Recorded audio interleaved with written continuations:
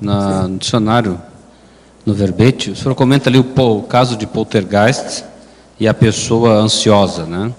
A dificuldade que levar o ansioso para ajudar na solução de um poltergeist.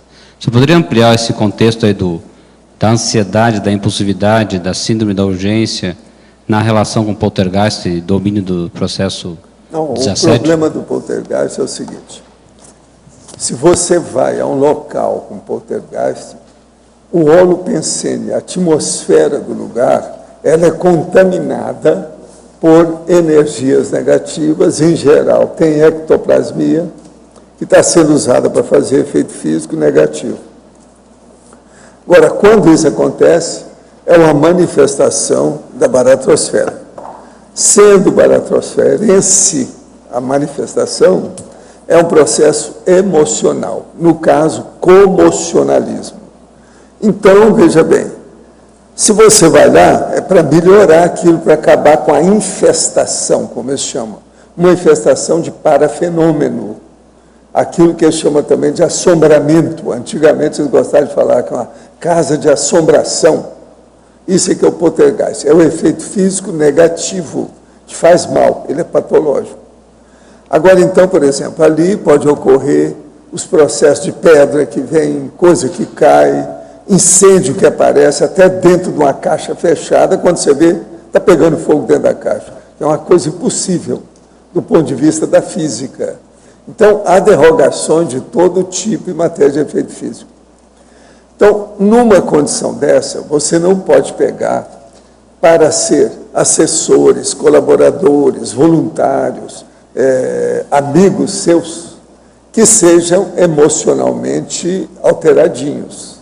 Eles não vão, porque eles vão passar por lá dos assediadores. Você vai ter mais um assediador na sua equipe que está tentando melhorar o ambiente. Aquilo só pode piorar. Então, tem que levar pessoas que sejam equilibradas, que não tenham medo excessivo, que não chore à toa, está entendendo? Porque senão, chega lá, você tem mais gente para tratar do que tudo. Está entendendo? Você vai ter mais um para tratar e vai gerar instabilidade. Isso tudo eu já vi na minha vida, dezenas de casos, todo tipo, e não dá. Por exemplo, geralmente uma pessoa que é homossexual a gente evita, uma lésbica a gente evita, devido ao processo morfológico que ela tem, a falta de interação com a fisiologia. Se ela, por exemplo, já tem pensamentos e vivências antifisiológicas, o processo fica ótimo para quem está se manifestando, porque todas aquelas manifestações de efeito físico do poltergeist são antifisiológicas. Eles querem, por exemplo, bater as coisas em você, cair o telhado, pegar fogo nas coisas, tremer tudo isso ocorre. É porque a pessoa, em vez de ser bombeiro, vai acabar sendo mais um incendiário na jogada ali. Não, e piorar tudo. E outra coisa, você vai piorar a pessoa. Ela vai chegar lá e vai virar um doente. Então eu falo para as pessoas, você não pode ir, você vai adoecer, em vez de ajudar, você não tem preparo. Precisa se preparar. Então, por exemplo, em matéria de temperamento, você tem que olhar e selecionar demais o pessoal, senão você se arrepende. Vai criar um problemão. Uma coisinha que às vezes era pequena vai ficar enorme. Nesse caso, então, a pessoa que tem, pode ser mais travado em termos de parapsiquismo, a questão da ansiedade. É aquilo que nós chamamos de casca grossa. Esses não devem ir, não. Entendeu? Para ir tem que ser uma pessoa o mais equilibrada possível. Se ela não tem parapsiquismo, tem que ser aquela mais imperturbável possível. Aquela primeira coisa, você vai fazer. Não, faz assim com a mão. Se tiver assim, não pode. Por causa do sistema neurovegetativo. Agora, gente, isso tem que ser rigoroso. Senão, em vez de você fazer terapia, você vai fazer patologia. Em vez de você ajudar os outros, você vai piorar todo mundo. Agora, tem que ser tudo com realismo adequado na cara. Por exemplo, gente mais jovem, muito emotiva, não deve ir. Está entendendo? Por isso que eu estou falando. Pessoa que chora à toa, é perigoso. Pessoa que chora quando vê uma novela, vê o filme, fica chorando sem parar. Isso não deve ir. Porque vai chegar lá, vai acontecer um monte de coisa. Porque isso é que os assediadores querem. Eles querem que você dê uma presa para eles. Você está entendendo? Isso é o ideal para eles. É como se fosse uma Ficam cunha, felizes. né? Usa aquela cunha para poder reverter o jogo para o lado deles, né? Eles pegam a pessoa mais frágil para ampliar a potência da aplicação da energia. A energia é o ectoplasma, no caso. É porque o senhor comenta aqui até a geração de macro-PK, o processo da síndrome da Pois urgência. é, mas a gente tem que evitar isso ao máximo. Agora, o processo tem que evitar acidente de percurso.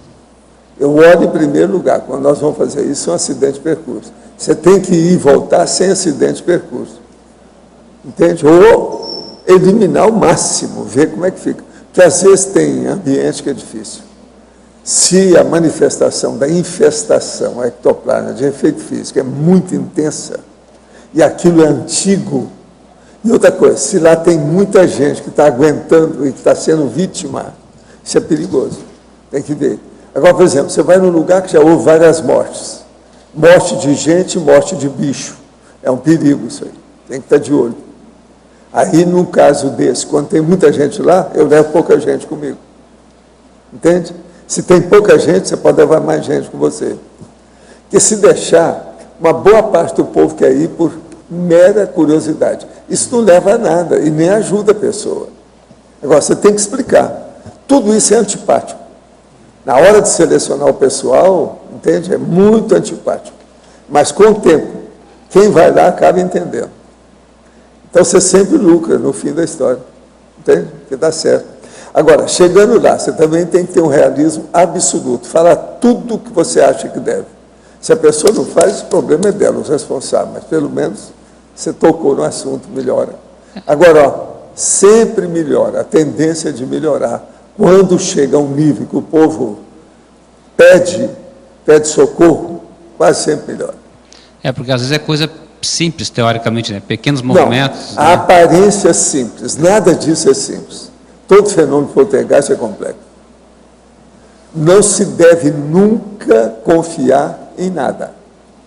Você está trabalhando com tempestade, tsunami e ventania de uma hora para outra. Você nunca sabe o que é.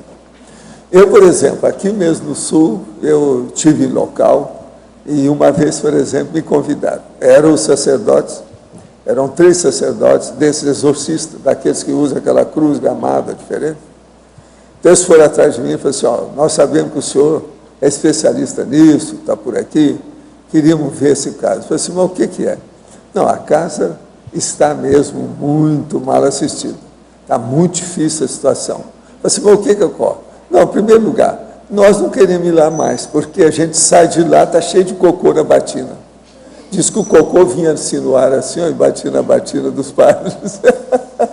Então nós queremos ver se o senhor vai dar e se vai sair sem ou com cocô. Entendeu? Lá fui eu para ver o que era. Aí eles não tinham localizado qual era o foco. Então eu fui ver qual era o megafoco, a situação toda. Agora, houve problema só comigo, enquanto eu estive lá, de bater muita pedra no telhado, mas não chegou a cair dentro de casa. Porque também tinha as pedras, que é o processo da lito, que eles chamam lito. Eles chamam de litoterapia, às vezes, que é como se fosse a terapia da pedrada. Você está entendendo?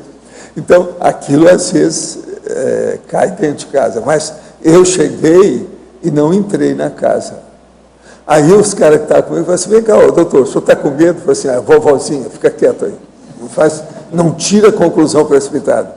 Eu estava primeiro isolando e fazendo o encapsulamento do local, todo o ambiente. Então, isolei o problema todo para ver o que tinha. Aí começaram a bater umas coisas no telhado, como se fosse pedra que o cara tivesse atirado de estilingue, alguma coisa nesse sentido. Você ouvia direitinho. Aí eu sondei, rondei tudo, melhorei. A hora que eu vi, falei assim, agora sim, vamos abrir a porta. Qual que é a porta principal? Essa, vamos entrar aqui. E aí eu fui indo, quarto por quarto, o lugar todo. Aí nós descobrimos que o negócio era de um lado, do local que eu ia, era de um lado. Lá é que tinha. Então aí eu fui conversar com o povo, o que é que tinha havido ali, como é que foi. Aí você examina qual é o passado do local. Passou uma pessoa que era totalmente perturbada, e ela devia de ser o ectoplasta, e deixou a energia toda predispondo o processo da fenomenologia. Então, a principal questão do ansioso é a precipitação, né? Ele poderia, por exemplo, se fosse o caso, teria entrado direto, não teria olhado nada. O ansioso é a ansiedade generalizada. Ele fica mais ansioso lá. Aquilo, você está entendendo? Isso é terrível. Não dá. Agora, veja, você piora a pessoa. Eu falo para a pessoa, vem cá, você quer piorar? Se quer piorar, vai para um hospital psiquiátrico, fica lá, é a mesma coisa. Você quer ir para o hospital psiquiátrico? Quer enfrentar o povo? Tem que explicar isso aí tudo, soco na cara e fratura exposta. É aquilo que eu chamo de impacto-terapia, não tem outro jeito. É em favor de todo mundo, mas principalmente do dito cujo, aquele que quer ir. Entende? Ok, obrigado. Na fatologia, página 1, sexta linha, poderia comentar as recins demandadas pelo exercício tarístico? Sim, quando a gente está fazendo a TAR, essa tarefa do esclarecimento, e falando de Conscienciologia, a gente está falando de processo teático, questão da autoridade moral, a autoridade cosmoética. Então, ela exige que a gente busque, pelo menos, experienciar, nem que seja um pouco, aquilo que a gente fala. Então, a gente é cobrado, até uma autocobrança, a questão da teática e da verbação. Então, isso tudo vai gerando reciclagens intraconscienciais. Quer dizer, ela vai demandando para você conseguir fazer aquele trabalho de uma forma melhor, que você comece a se melhorar também. Foz do Iguaçu tem energia. A energia das nossas águas, dos nossos ventos, das nossas matas e animais. A energia de nossa gente, de nossa história, de nossa diversidade. Dia e noite, Foz é energia. A escolha ideal para materializar uma iniciativa pioneira no planeta. Uma comunidade voltada à pesquisa da consciência de modo integral, considerando as bioenergias, as vidas anteriores, as múltiplas dimensões e seus diversos veículos de manifestações, além do corpo físico. Estamos falando da Conscienciologia, ciência proposta pelo pesquisador independente, autor e professor Valdo Vieira. Uma abordagem que conquistou reconhecimento internacional, trazendo a consciência ao universo científico na condição desafiadora de observador e, ao mesmo tempo, objeto das experiências. Assim surgiu o embrião da futura Comunidade Permanente de Pesquisadores da Consciência, o CAEC, Centro de Altos Estudos da Conscienciologia, fundado em 1995 na região do Tamanduazinho. Hoje, aquela área recebe oficialmente em Foz o nome de Cognópolis, o bairro do conhecimento, e recebe conscienciólogos de várias partes do mundo. Um grande polo atrator de intermissivistas, aqueles que estudaram em cursos especializados para cumprir as programações de vida com que se comprometeram antes de seu nascimento nesta dimensão física. O CAEC foi o primeiro e continua sendo o mais importante complexo de pesquisa na Cognópolis de Foz do Iguaçu. Ele abriga a holoteca, com centenas de milhares de livros e artefatos do saber. O patrimônio científico da holoteca é oferecido à comunidade de Foz do Iguaçu de maneira pública e gratuita. Também lá se encontra o Holociclo, que reúne os voluntários que se dedicam à linha de produção da Enciclopédia da Conscienciologia, trabalho coordenado pelo professor Valdo Vieira, que já rendeu a publicação de mais de 8.000 páginas. Em 19 de setembro de 2008, a Holoteca ganhou o projeto de sua nova casa das mãos do renomado arquiteto Oscar Niemeyer. Assim, o Mega Centro Cultural Holoteca será construído na Avenida Maria Bubiac, ao lado do CAEC. Atualmente, o projeto está em levantamento de recursos para a elaboração do memorial descritivo, o que é necessário para sua aprovação pela Lei Rouanet. No Tertuliarium, diariamente, do 12h30 às 2h30, o professor Valdo Vieira aplica seu curso de longo curso, aberto e sem pré-requisitos a todos os interessados, que podem participar presencialmente ou pela internet. O CAEC, porém, não é o único complexo ali presente e a Cognópolis continua a crescer. O plano diretor para o bairro é formado por extensa área de preservação ambiental, condomínios residenciais e um centro empresarial e de convenções, o Discernimentum, que reúne organizações conscienciológicas de voluntariado e empresas de serviços. Muita gente não sabe, mas tudo isso foi e está sendo construído com a força do voluntariado.